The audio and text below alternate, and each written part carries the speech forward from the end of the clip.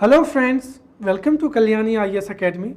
In the previous lecture we have studied matter, element and compound.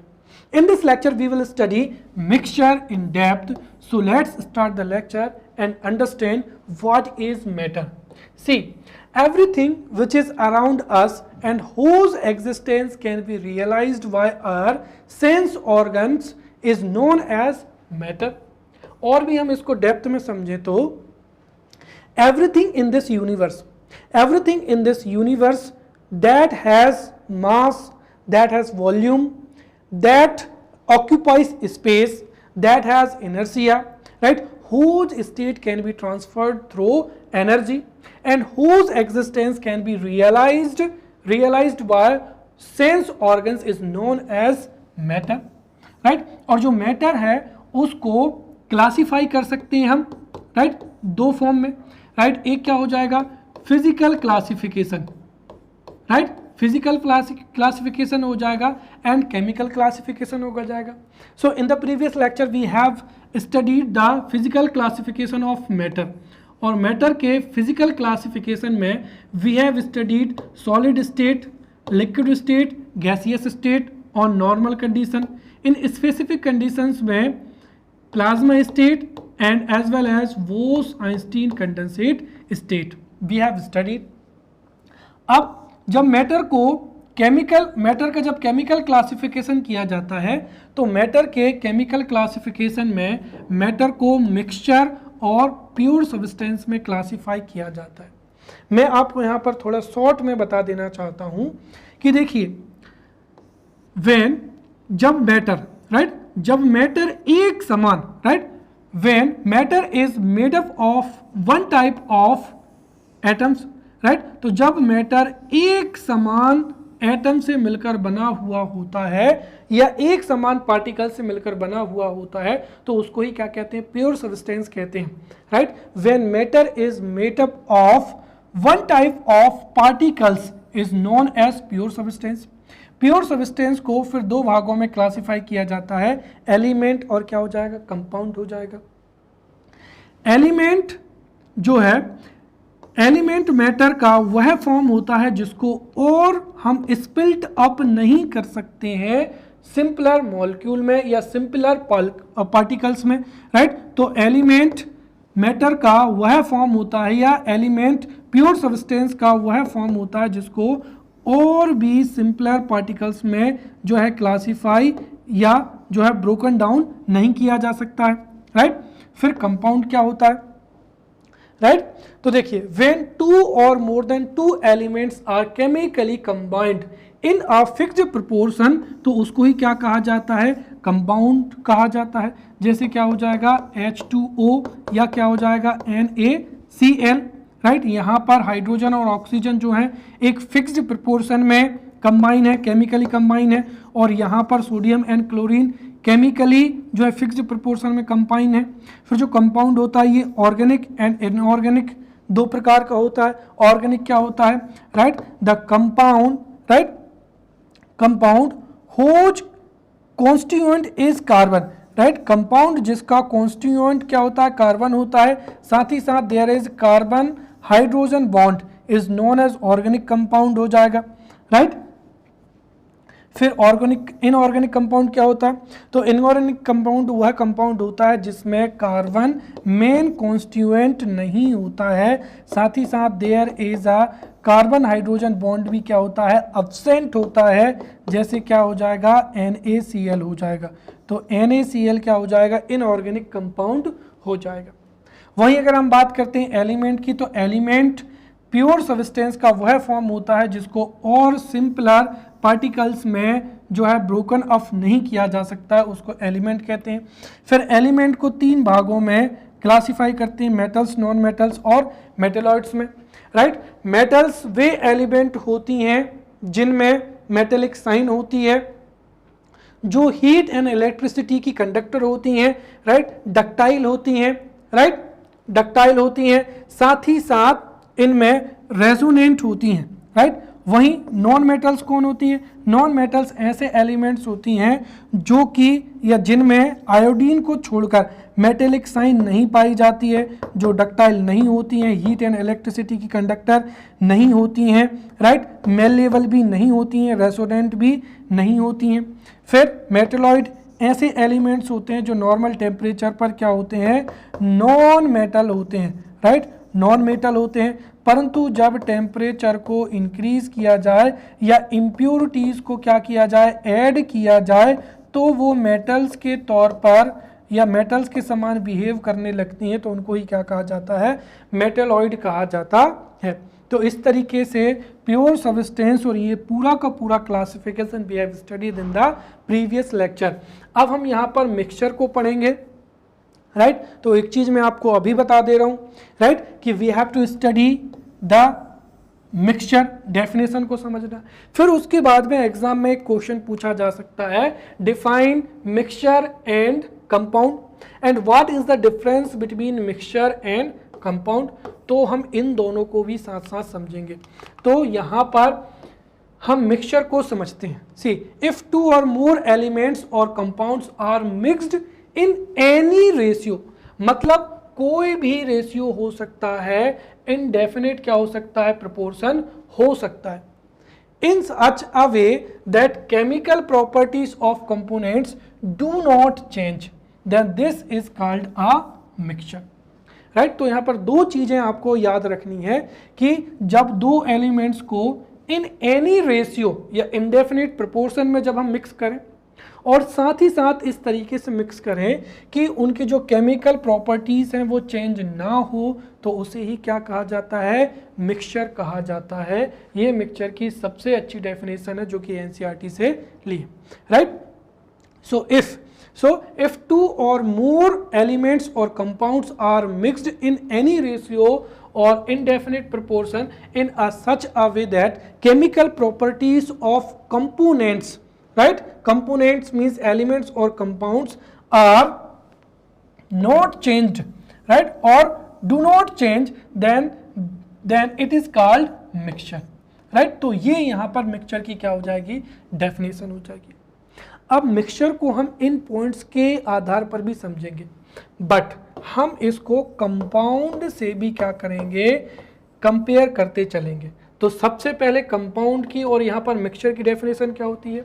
Compound में दो या दो से अधिक एलिमेंट को एक फिक्स्ड प्रोपोर्शन में केमिकली कंबाइन किया जाता है और साथ ही साथ कंपोनेंट्स की जो प्रॉपर्टीज होती हैं वो भी क्या होती हैं, चेंज हो जाती हैं, तो उसको क्या कहा जाता है, कंपाउंड कहा जाता है। अब मिक्सचर की डेफिनेशन कि इसमें दो या दो से अधिक कंपाउंड या एलिमेंट्स को किसी भी रेशियो में मिलाया जाता है और इस तरीके से मिलाते हैं कि जो केमिकल प्रॉपर्टीज होती हैं वो चेंज नहीं होती हैं, तो उसको क्या कहा जाता है, मिक्सचर कहा जाता है। अब हम इन दोनों में अंतर को समझते चलते हैं, right.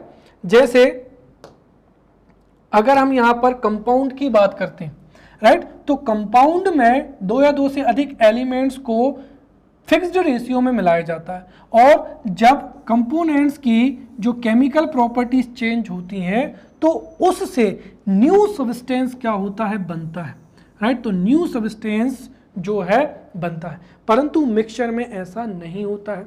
Elements or compound are mixed in any ratio and mixed only. Mixed only का मतलब क्या हुआ कि जब इसमें एलिमेंट्स को मिलाया जाता है तो उसकी केमिकल प्रॉपर्टीज में चेंज नहीं होता है, इससे न्यू सब्सटेंस जो है नहीं बनता है।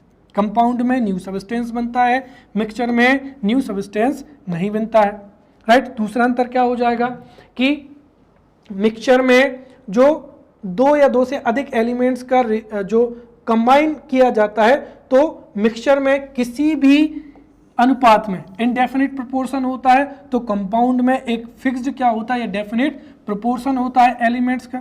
तीसरा क्या हो जाएगा, the composition of mixture is variable, right, अर्थात इसमें जो एलिमेंट्स या जो कंपोनेंट्स जिससे मिक्सचर बना है वो वेरिएबल हो सकते हैं, परंतु कंपाउंड में जो कंपोनेंट्स होते हैं वो वेरिएबल नहीं होते। अर्थात वाटर का जो फॉर्मूला होता है H2O होता है, आप इसको H3O नहीं कर सकते हैं, राइट, अर्थात कंपाउंड में जो कंपोनेंट्स होते हैं वो वेरिएबल नहीं होते हैं, जबकि मिक्सचर में जो कंपोजिशन होता है वो वेरिएबल होता है। तीसरा क्या हो जाएगा, the properties of components present in the mixture also remains different in the mixture. इसका मतलब क्या हुआ, जैसे we take the example of right mixture of sugar and क्या हो जाएगा, वाटर हो जाएगा, राइट। तो शुगर एंड वाटर का जो मिक्सचर होता है उसमें वाटर की प्रॉपर्टीज और शुगर की प्रॉपर्टीज दोनों ही इस मिक्सचर में क्या होंगी, अलग अलग होंगी। परंतु अगर हम देखें तो H2O में हाइड्रोजन की प्रॉपर्टीज और ऑक्सीजन, इन दोनों की प्रॉपर्टीज जो है जल में नहीं पाई जाती हैं। तो मिक्सचर में दोनों के दोनों कंपोनेंट्स की जो प्रॉपर्टीज हैं वो क्या होती हैं, डिफरेंट होती हैं या मौजूद होती हैं। परंतु जो कंपाउंड होता है उसमें दोनों कंपोनेंट की जो प्रॉपर्टीज हैं वो डिफरेंट नहीं रहती हैं, बल्कि दोनों की प्रॉपर्टी रहती ही नहीं है। जो हाइड्रोजन और ऑक्सीजन की प्रॉपर्टीज है वो नहीं रहेंगी, बल्कि जो जल है H2O इसकी ही प्रॉपर्टी रहती है। फिर अगला क्या हो जाएगा, the components can be easily separated by physical method. चूंकि यहां पर अगर हम देखें तो इसको समझिए, सबसे पहले जो mixture formation is example of क्या होता है, फिजिकल चेंज होता है। तो मिक्सचर का फॉर्मेशन फिजिकल चेंज का उदाहरण है, वही formation of compound is example of chemical change. एक अंतर ही हो जाएगा। और चूंकि जो मिक्सचर है वो फिजिकल चेंज से बनता है, इसीलिए इसको फिजिकली मेथड से राइट जैसे टेम्परेचर के आधार पर जो है सेपरेट किया जा सकता है, वहीं कंपाउंड जो है केमिकली कॉम्बिनेशन से बनता है, इसीलिए मिक्सचर के कंपोनेंट्स को केमिकल एक्शन के माध्यम से ही अलग अलग किया जा सकता है।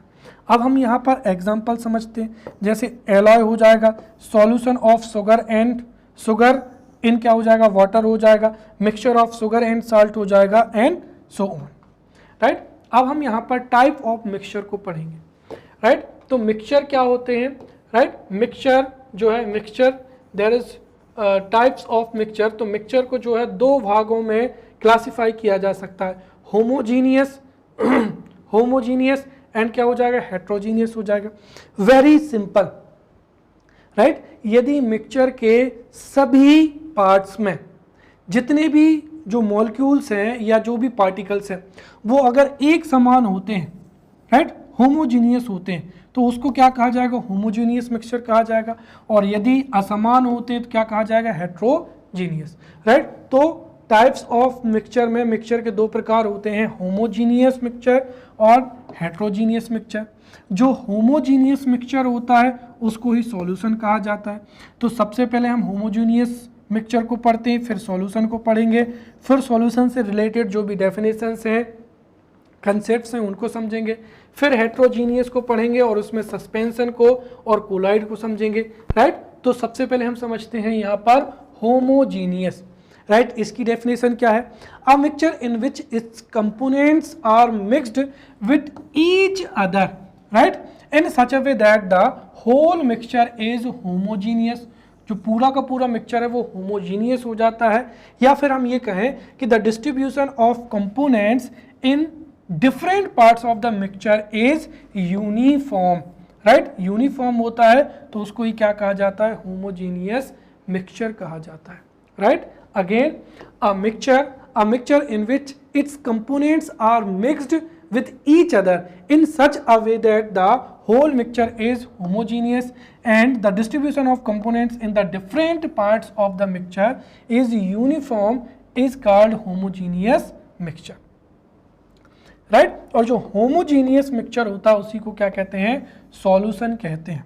फॉर एन एग्जाम्पल क्या हो जाएगा, solution of sugar in क्या हो जाएगा, water हो जाएगा। तो water में जब हम sugar को मिलाते हैं तो वो पूरा का पूरा मिक्सचर जो है होमोजीनियस दिखाई देता है और साथ ही साथ क्या हो जाएगा, एयर।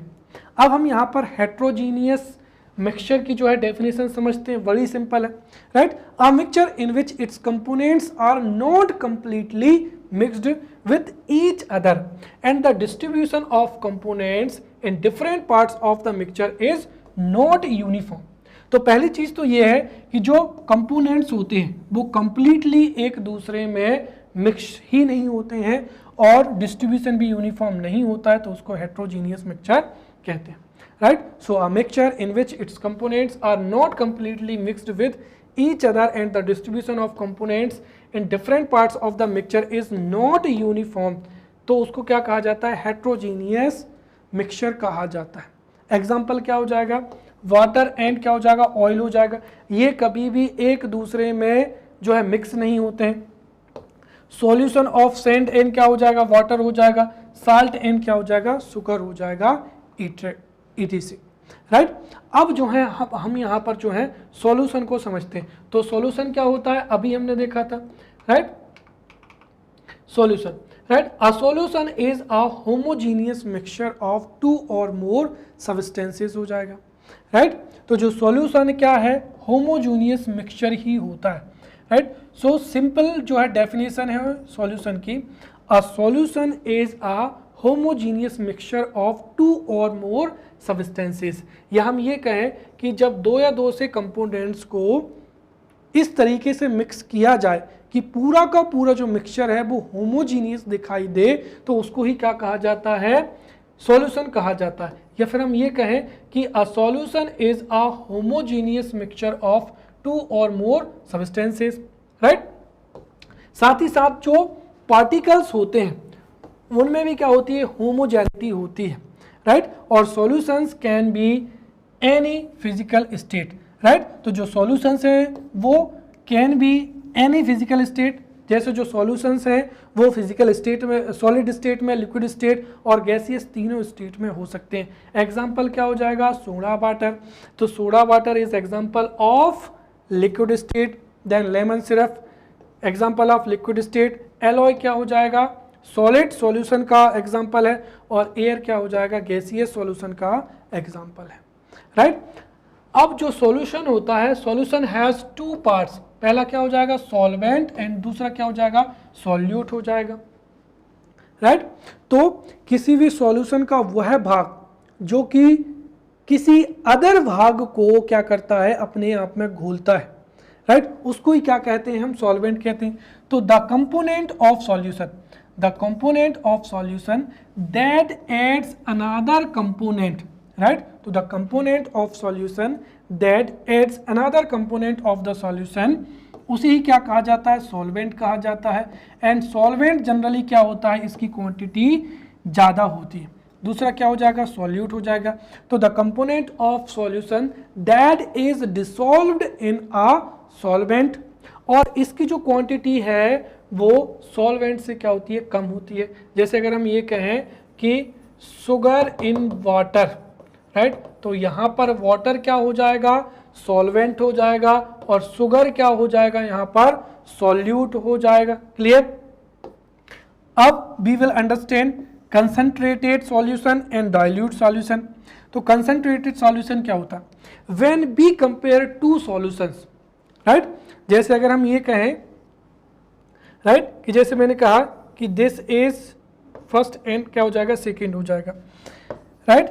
इस ग्लास में जो है 5 ग्राम शुगर है और इसमें 50 ग्राम शुगर है, राइट, और इसमें 50 ml वाटर है और इसमें भी 50 ml वाटर है, right. So when we compare two solutions, and जिस सॉल्यूशन में सॉल्यूट की मात्रा ज़्यादा होती है, right, more solute is present, तो उसको ही क्या कहा जाता है, कंसंट्रेटेड सॉल्यूशन कहा जाता है।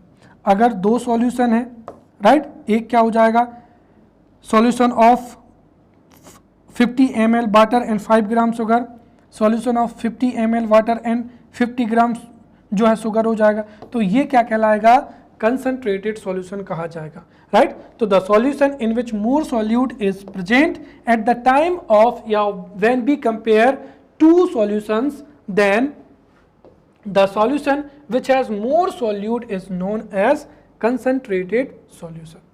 अब क्या हो जाएगा, डाइल्यूट सॉल्यूशन की अगर हम यहाँ पर चर्चा करें, right. So when we compare two solutions and the solution in which there is a less solute, right, at the time of comparison of two solutions then this is called dilute. तो ये हो जाएगा dilute solution, right, और ये क्या हो जाएगा, concentrated solution हो जाएगा।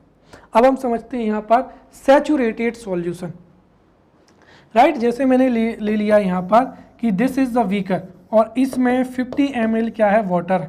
तो इस 50 ml वाटर में हम जो है एक निर्धारित जो है एक फिक्स्ड जो है शुगर को हम क्या कर सकते हैं, ऐड कर सकते हैं। जैसे हमने यहाँ पर 30 ग्राम जो है शुगर उसको ऐड कर लिया।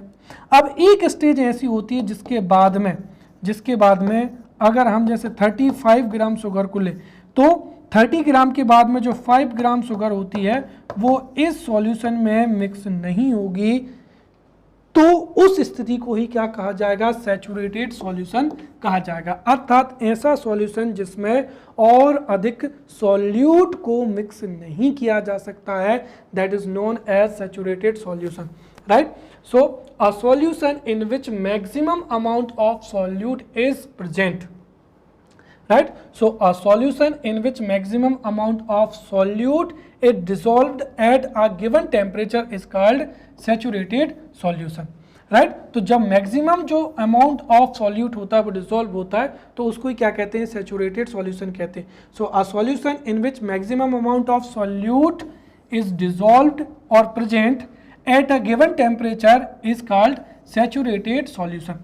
अब यहाँ पर गिवन टेम्परेचर जो वर्ड है इसको लिखना जरूरी है, क्यों, क्योंकि अगर हम यहाँ पर टेम्परेचर को इंक्रीज करेंगे तो उससे ये रिजल्ट होगा कि हम उस सॉल्यूशन में और अधिक सॉल्यूट को जो है मिक्स कर सकते हैं, राइट। देखिए, तो when more solute is added to saturated solution at the same temperature the solute does not dissolve, right. तो जब सैचुरेटेड सॉल्यूशन होता है तो उसमें और अगर हम सॉल्यूट को अगर मिक्स करें तो वो डिसॉल्व नहीं होता है, राइट। और जैसा कि मैंने बताया कि गिवन टेम्परेचर क्यों कहते हैं, क्योंकि different solutes have different solubility in a given solvent, right. तो ये फिक्स्ड होती है। अगर हम टेम्परेचर को इंक्रीज करेंगे तो जो सॉल्युबिलिटी है वो भी क्या होती है, इंक्रीज होती है। अब अनसैचुरेटेड सॉल्यूशन क्या होता है, right. If the amount of solute in the solution is less than the level of saturation तो उसको क्या कहा जाएगा, अनसैचुरेटेड सॉल्यूशन कहा जाएगा, राइट। तो इस तरीके से we have studied homogeneous mixture, और होमोजीनियस मिक्सचर में हमने सॉल्यूशन से रिगार्डिंग जो भी डेफिनेशन है उनको पढ़ लिया है। अब हम यहाँ पर हेट्रोजीनियस जो मिक्सचर है उसको समझते हैं। तो हेट्रोजीनियस जो है उसकी डेफिनेशन हम पहले ही पढ़ चुके हैं, राइट, कि इसमें हेट्रोजीनियस मिक्सचर वह मिक्सचर होता है जिसमें दो या दो से अधिक एलिमेंट्स या जो एलिमेंट्स होते हैं या कंपोनेंट्स होते हैं वो एक दूसरे में पूरी तरीके से मिलते नहीं हैं, right, not completely mixed in each other. साथ ही साथ the distribution of components at different stages पर भी क्या होता है, यूनिफॉर्म होता है, इज नॉट यूनिफॉर्म, राइट। तो उसको ही क्या कहा जाएगा यहाँ पर, हेट्रोजीनियस जो है हेट्रोजीनियस मिक्सचर कहा जाएगा। अब इसकी भी दो प्रकार हैं, एक क्या हो जाएगा, सस्पेंशन हो जाएगा, दूसरा क्या हो जाएगा, कोलाइड हो जाएगा। सस्पेंशन और कोलाइड में जो है क्या अंतर होता है उसको समझते हैं। तो सबसे पहला हो जाएगा suspension. Suspension is such a heterogeneous mixture in which solid particles are dispersed in a liquid is called a suspension, right। तो जब solid particle किसी liquid में suspended हो तो उसी को क्या कहा जाता है, suspension कहा जाता है। जैसे soil in क्या हो जाएगा, water हो जाएगा। वाटर में आप soil को कितना ही मिक्स कर लीजिए उसके पार्टिकल जो हैं हमेशा आपको दिखाई देंगे, राइट। तो जो सस्पेंशन है उसमें जो पार्टिकल्स होते हैं वो डिसॉल्व नहीं होते हैं, remain suspended in the mass of the क्या हो जाएगा, मीडियम हो जाएगा। तो यहाँ पर ये सस्पेंशन की डेफिनेशन हो जाएगी। Suspension is a such a heterogeneous mixture, right. तो suspension is a such a heterogeneous mixture in which solid particles are dispersed in a liquid is called a suspension, और the particles of solute in suspension do not dissolve but remain suspended in the mass of the medium. Example क्या हो जाएगा, soil in क्या हो जाएगा, water हो जाएगा। अब अगला हो जाएगा colloid. See colloid is such a heterogeneous mixture in which particles are uniformly dispersed throughout the solution is a colloid। अब सस्पेंशन और कोलाइड में क्या अंतर होता है, देखिए सस्पेंशन में भी जो पार्टिकल्स होते हैं, राइट, जो पार्टिकल्स होते हैं वो डिस्पर्स्ड होते हैं, परंतु जो पार्टिकल्स होते हैं वो बड़े बड़े होते हैं और अलग अलग पार्ट्स में भी क्या रहते हैं, यूनिफॉर्म नहीं होते। लेकिन जब सॉलिड पार्टिकल, देखिए जब सॉलिड पार्टिकल किसी लिक्विड में क्या हो, डिस्पर्स्ड हो, और जो सॉलिड पार्टिकल्स हैं उनका साइज क्या हो, बहुत ही छोटा हो, और जब हम इस मिक्सचर को देखें तो ये मिक्सचर हमको सॉल्यूशन के जैसे क्या हो, दिखाई दे, तो उसको ही क्या कहा जाता है, कोलाइड कहा जाता है, राइट। जैसे क्या हो जाएगा, मिल्क, राइट। अब आप देखेंगे मिल्क दरअसल क्या होता है, मिल्क में जो फैट होता है, राइट, फैट जो पार्टिकल होते हैं वो किस में, वाटर में ही क्या होते हैं, सस्पेंडेड होते हैं। लेकिन जो फैट पार्टिकल्स होते हैं वो इतने छोटे होते हैं कि पूरे के पूरे मिक्सचर में यूनिफॉर्म दिखाई देते हैं, तो उसको ही क्या कहा जाता है, यहाँ पर कोलाइड कहा जाता है। So colloid is a heterogeneous mixture in which the particles are uniformly dispersed throughout the solution is called a colloid. और जो पार्टिकल होते हैं, the particles are smaller in size than a suspension and the mixture appears to be homogeneous, जो मैंने आपको अभी बताई थी कि एक तो क्या होते हैं, जो पार्टिकल होते हैं वो यूनिफॉर्मली होते हैं। उसका कारण क्या है कि कोलाइड में जो पार्टिकल्स होते हैं उनका साइज छोटा होता है, जिस वजह से जब हम मिक्सचर को देखते हैं तो वो होमोजीनियस दिखाई देता है, right. The particles are smaller in size and smaller in size than a suspension and the mixture appears to be homogeneous। तो मिक्सचर जो है वो appears होता है बट रियलिटी में वो क्या होता है, हेट्रोजीनियस मिक्सचर ही होता है, राइट। अर्थात हेट्रोजीनियस मिक्सचर क्या होता है, जिसमें जो पार्टिकल्स ऑफ कंपोनेंट होते हैं वो कंप्लीटली ईच अदर में मिक्स्ड नहीं होते, राइट। और जब दोनों कंपोनेंट्स जो हैं ईच अदर में जो है कंबाइन या मिक्स हो जाते हैं तो वो सॉल्यूशन बन जाता है। लेकिन इसमें हेट्रोजीनियस मिक्सचर होता है, अर्थात जो पार्टिकल्स होते हैं वो कंप्लीटली ईच अदर में क्या होते हैं, मिक्स्ड नहीं होते हैं, केवल और केवल हमको होमोजीनियस अपीयर्स होता है, तो उसको ही कोलाइड कहते हैं। जैसे क्या हो जाएगा, मिल्क हो जाएगा, फॉग हो जाएगा, चीज़ हो जाएगा, बटर हो जाएगा, और मिल्क ही क्या हो जाएगा, ग्लास हो जाएगा, right। There is a point which is mentioned in our syllabus, that is availability of element, compounds and क्या हो जाएगा, मिक्सचर हो जाएगा। अब आपको बहुत अच्छे से पता है कि जो मिक्सचर है, राइट, मिक्सचर जब हम किसी दो या दो से अधिक एलिमेंट्स को किसी भी रेशियो में कंबाइन करते हैं या मिक्स करते हैं तो उससे मिक्सचर बनता है। अर्थात जितने भी एलिमेंट हैं अगर हमको अलग अलग अनुपात में मिक्स करते चले जाएं तो कई संख्या में जो है मिक्सचर्स बन सकते हैं, अर्थात नंबर ऑफ द मिक्सचर्स जो हैं वो क्या होते हैं, बहुत ही ज़्यादा होते हैं। तो the availability of non mixture is very high. वैसे जो कंपाउंड होते हैं, कंपाउंड भी क्या होते हैं, जब दो या दो से अधिक एलिमेंट को किसी फिक्स्ड प्रोपोर्शन में, राइट, किसी फिक्स्ड प्रोपोर्शन में या डेफिनेट प्रोपोर्शन में केमिकली कंबाइन किया जाता है तो उससे कंपाउंड बनते हैं। अर्थात एलिमेंट्स के केमिकली कंबाइन होने से कंपाउंड बनते हैं, अर्थात कंपाउंड्स की संख्या भी क्या हो सकती है, बहुत ज़्यादा हो सकती है। और अवेलेबिलिटी ऑन द अर्थ ये भी क्या होगी, दोनों की हाई होगी। अब बचे क्या, एलिमेंट्स। तो एलिमेंट्स की जो अवेलेबिलिटी है ये फिक्स्ड है, राइट। तो the number of elements known so for is 118। अब नोन का मतलब क्यों है, क्योंकि हो सकता है कि कुछ एलिमेंट्स अभी भी मौजूद हों जिनके बारे में हमें अभी भी जानकारी नहीं है। तो अभी तक के जो नॉन एलिमेंट्स है, the number of elements known so for is 118। तो एलिमेंट की संख्या कितनी है, 118। अब इनका हम क्लासिफिकेशन भी देख लेते हैं। तो जो 118 है, सबसे पहली चीज़ तो क्या हो जाएगी कि जो नॉन 118 क्या है, एलिमेंट्स है, there are 118 elements known so far.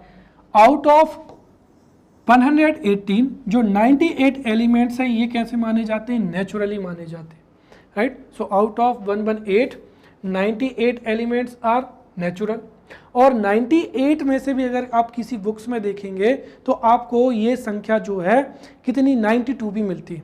The reason is that कि 92 जो है वो अर्थ के क्रस्ट में पाए जाते हैं, वहीं बाकी के जो 6 हैं 6 elements are found as a traces, right. तो 6 एलिमेंट्स के केवल ट्रेसेस पाए जाते हैं, अर्थात वो कहीं ना कहीं किसी न किसी रूप में अर्थ पर मौजूद है।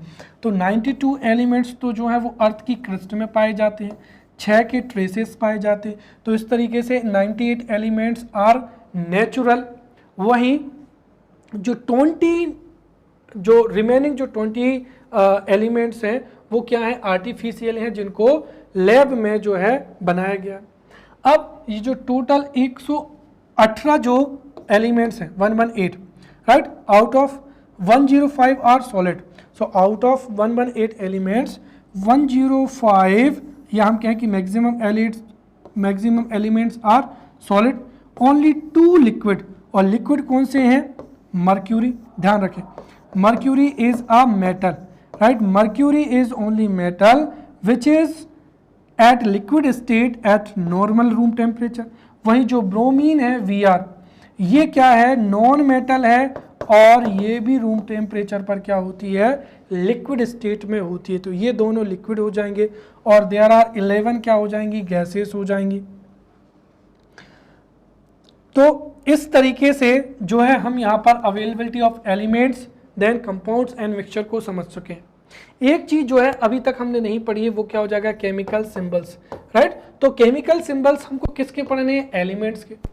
अब जब हम आखिरी में जो एलिमेंट्स हैं उनकी प्रॉपर्टीज क्या क्या हैं इसको हम सेपरेट लेक्चर्स में पढ़ेंगे, राइट। तो केमिकल सिंबल्स क्या होते हैं, कैसे उनका डिसाइड होता है, और जो एलिमेंट है उनकी प्रॉपर्टीज क्या है, right, we will study in separate lecture, right. Now we will study कि हमारे टॉपिक में क्या है? मिक्सचर है, राइट। तो देयर इज ए पॉसिबिलिटी कि जो मिक्सचर के कंपोनेंट्स होते हैं उनको अलग अलग करने की कई क्या होती है? विधियां भी होती हैं। तो separation of components, right, of a mixture. So there are different methods of separation of components of a mixture. तो उनको हम एक एक करके पढ़ेंगे। सबसे पहला क्या हो जाएगा? सेंट्रीफ्यूगेशन हो जाएगा। तो सेंट्रीफ्यूगेशन क्या होता है कि देखिए, जब मिक्सचर में पार्टिकल्स ऐसे हों जिनको जो फिल्टर के द्वारा, या हम जिसको छानक पत्र कहते हैं, राइट, तो फिल्टर पेपर के द्वारा छाना ना जा सके, उनके लिए जो सेंट्रीफ्यूगेशन मेथड है वो लाई जाती है, राइट। उदाहरण के लिए टी, राइट। तो आप टी में से टी लीव्स को अलग करने के लिए, जिसको हम हिंदी की भाषा में छन्नी कहते हैं, तो आप टी लीव्स को क्या कर सकते हैं? छान सकते हैं। क्यों? क्योंकि जो टी लीव्स होती हैं वो आसानी से ये जो फिल्टर पेपर है इसमें क्या हो जाएंगे? फंस जाएंगे। लेकिन अगर हमने कहा कि कोई कंपोनेंट ऐसा है जिसका साइज बहुत ही छोटा है, तो वहाँ पर फिर क्या किया जाता है? सेंट्रीफ्यूगेशन किया जाता है। जैसे अगर हमको जो है सॉइल इन वाटर, अगर हमको वाटर में से सॉइल को अलग करना है तो हम वहाँ पर सेंट्रीफ्यूगेशन कर सकते हैं। तो सेंट्रीफ्यूगेशन क्या होता है उसको समझते हैं। देखिए, when the particle present in the liquid, when the particles present in the liquid are too small to pass through the pores of the filter papers, right.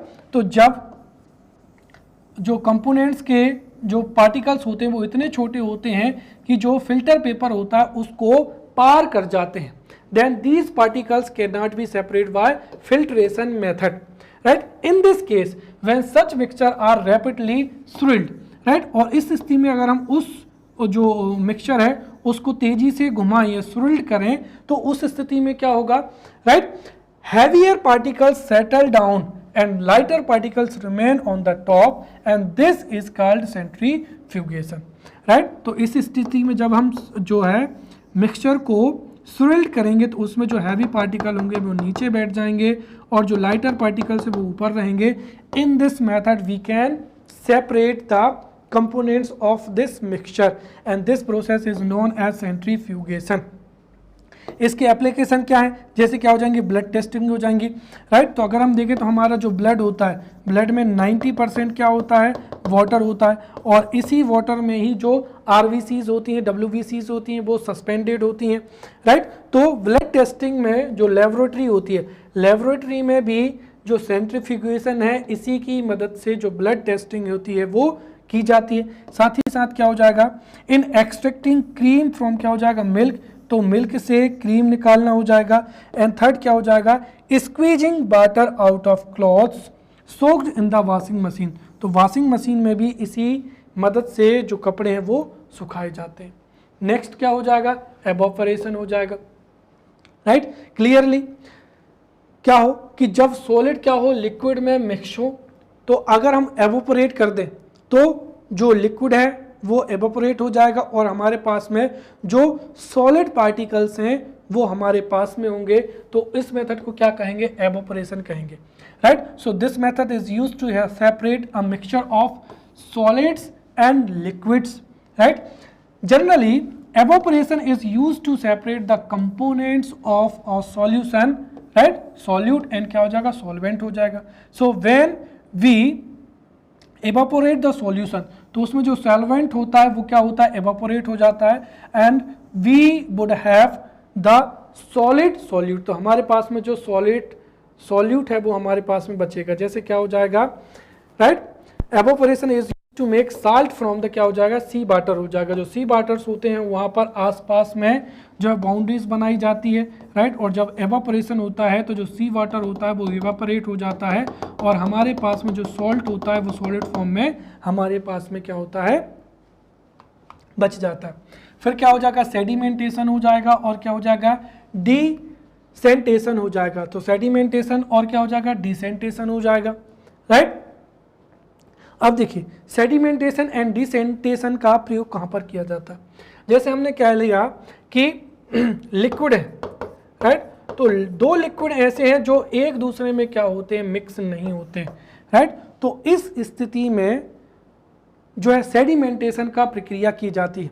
अगर हम जो सॉल्यूशन है उसको कुछ देर के लिए अनडिस्टर्ब छोड़ दें तो जो पार्टिकल्स हैं, लाइटर पार्टिकल्स हैं और जो हैवियर पार्टिकल्स हैं, क्योंकि अलग अलग क्या है, इनसॉल्यूबल हैं, तो अलग अलग जो सॉल्यूट के जो पार्टिकल्स हैं वो अलग अलग जो हैं लेयर्स बना लेंगे, तो उस मेथड को ही क्या कहा जाता है,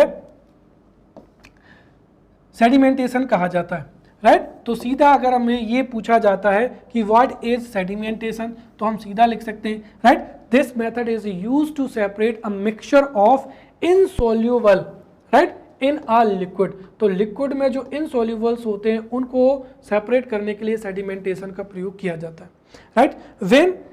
when this mixture is left undisturbed, so after some time the particles of the components, right, तो जो heavier components हैं वो क्या हो जाएंगे, settle down हो जाएंगे, right। तो सेडिमेंटेशन क्या है, sedimentation is the process by which heavier particles settles at the bottom. तो जो हैवियर पार्टिकल्स होते हैं वो बॉटम में क्या होते हैं, सेटल हो जाते हैं, और ऊपर से the separation of liquid from away is called disposal, right. तो इस मेथड को क्या कहते हैं, सेडिमेंटेशन कहते हैं, राइट। और इसका प्रयोग जो टू इनसॉल्यूबल लिक्विड्स होते हैं उनको सेपरेट करने के लिए इसका प्रयोग किया जाता है, राइट। जैसे क्या हो जाएगा, mixture of soil in water, right. तो जैसे एक बीकर में क्या है, वाटर है और क्या है, सॉइल है। अगर आप इसको अनडिस्टर्ब छोड़ देंगे तो जो सॉइल के पार्टल हैं वो यहाँ पर कुछ समय बाद जो है यहाँ पर सेटल हो जाएंगे और ऊपर से जो है हम लिक्विड को सेपरेट कर सकते हैं। तो this method would be known as sedimentation. अब इस मेथड के प्रयोग करके ही जो ऑयल है और वाटर है इसको हम अलग करते हैं, राइट। कई बार क्या होता है कि वाटर और अगर हम ऑयल को मिक्स करें तो आफ्टर सम टाइम वाटर की लेयर अलग हो जाएगी, सॉइल की लेयर अलग हो जाएगी, उनको सेपरेट कर सकते हैं, राइट। फिर क्या हो जाएगा, सेपरेशन ऑफ आयरन ड्यूरिंग क्या हो जाएगा, मेटल रिफाइनिंग हो जाएगी, राइट। देखिए जो लाइटर स्लैग होती है, जो कि अशुद्धियां होती हैं, उनको ऊपर से रिमूव किया जा सकता है और जो मोल्टन आयरन है वो हमको प्राप्त हो सकता है, राइट। अब अगला क्या हो जाएगा, सब्लिमेशन हो जाएगा, राइट। तो सब्लिमेशन को हम यहां पर समझते हैं। सब्लिमेशन क्या होता है, देखिए जब लिक्विड को, राइट, जब लिक्विड को अगर हम टेम्परेचर दें तो वो क्या होता है, गैस स्टेज में क्या होता है, कन्वर्ट होता है। जैसे अगर हम देखें सॉलिड, राइट, सॉलिड से लिक्विड, और लिक्विड क्या हो जाएगा, जैसे हमने कहा कि आइस, राइट, अगर हम हीट दें, राइट, हीट देंगे तो जो आइस है वो किस में, वाटर में कन्वर्ट हो जाएगी। फिर इसको अगर हम और ज़्यादा हीट देंगे तो ये वाटर वपूर में परिवर्तित हो जाएगा। परंतु कुछ सब्सटेंसेस ऐसे होते हैं जिनको हीट देने पर वो लिक्विड स्टेट में कन्वर्ट ना होकर सीधे गैस स्टेट में क्या होते हैं, कन्वर्ट हो जाते हैं। तो इस प्रक्रिया को ही सब्लिमेशन कहते हैं, राइट। तो सब्लिमेट सब्सटेंस कहते हैं, और सब्लिमेशन के माध्यम से ऐसे ही सब्सटेंस को सेपरेट किया जा सकता है, right. So sublimation method is used to separate the mixture in which one component is sublimate and thus another component or another gradient is not sublimated, right. So sublimation method is used to separate the components in a mixture in which one gradient can be sublimated and the another ingredient or another component cannot be sublimated, right. जैसे उदाहरण के तौर पर क्या हो जाएगा, separate a mixture of salt and क्या हो जाएगा, अमोनियम क्लोराइड हो जाएगा। तो यहाँ पर सब्लिमेशन के माध्यम से अमोनियम क्लोराइड को अलग किया जा सकता है और साल्ट को अलग। Also separation of iodine from the mixture of iodine and potassium chloride, right. Then क्या हो जाएगा, क्रोमेटोग्राफी हो जाएगा, राइट। अब देखिए जैसे मैंने कहा कि ये कोई क्या हो जाएगा, एक सॉल्यूशन हो जाएगा, right.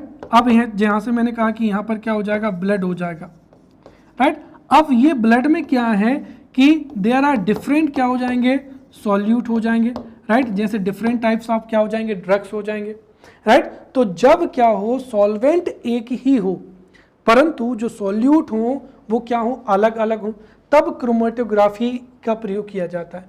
So The chromatography is used to separate the solutes which are dissolved in same type of क्या हो जाएगा, solvent हो जाएगा, right. So this method is used to separate solutes, right, different solutes which are dissolved in a same type of क्या हो जाएगा, solvent हो जाएगा। एप्लीकेशन जैसे डाई है, राइट। तो डाई से कलर को अलग करने के लिए क्रोमेटोग्राफी का प्रयोग करते हैं। फिर जो नेचुरल डाइज होते हैं उनमें से पिगमेंट्स को अलग करने के लिए, और मोस्ट इम्पॉर्टेंट जो हमारा ब्लड होता है, ब्लड में जो डिफरेंट ड्रग्स होते हैं उनको अलग करने के लिए भी क्रोमेटोग्राफी का प्रयोग किया जाता है। अब अगला हो जाएगा distillation, right.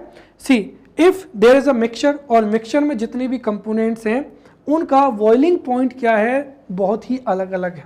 So when we will provide heat, तो अलग अलग टेम्परेचर पर अलग अलग कंपोनेंट जो है बॉयल होता जाएगा, और इस तरीके से हम उनको सेपरेट कर लेंगे। तो इस मेथड को क्या कहा जाता है, distillation. So this method is used to separate mixture which boils without decomposing. पहली चीज तो क्या है कि ऐसे कंपोनेंट्स को हम अलग कर सकते हैं जो कि डिकम्पोज नहीं हो सकते हैं, and host component have a large gap between the boiling point. तो जिनके कंपोनेंट्स के बॉइलिंग पॉइंट्स भी अलग अलग होते हैं और जो डिकम्पोज नहीं होते हैं उनको जो है इस मेथड से क्या किया जाता है, अलग अलग किया जाता है। जैसे अब मिक्सचर ऑफ क्या हो जाएगा, एसिटीन एंड वाटर हो जाएगा, फिर एल्कोहल एंड वाटर हो जाएगा, एंड प्यूरिफिकेशन ऑफ क्या हो जाएगा, सी वाटर हो जाएगा। नेक्स्ट हो जाएगा फ्रिक्शनल डिस्ट्रीब्यूशन, राइट। देखो डिस्टिलेशन में ऐसे कंपोनेंट्स को अलग किया जाता है जिनका बॉइलिंग पॉइंट बहुत ही क्या होता है, अलग होता है, right. So components have larger gap between the boiling point. परंतु फ्रिक्शनल डिस्टिलेशन में ऐसे कंपोनेंट्स को अलग किया जाता है जिनके बॉइलिंग पॉइंट में बहुत ही कम अंतर होता है, right. So fractional distillation method is used to separate a mixture of 2 or more soluble liquids whose boiling point differences is less than 25 क्या हो जाएगा, 25 केल्विन हो जाएगा, राइट।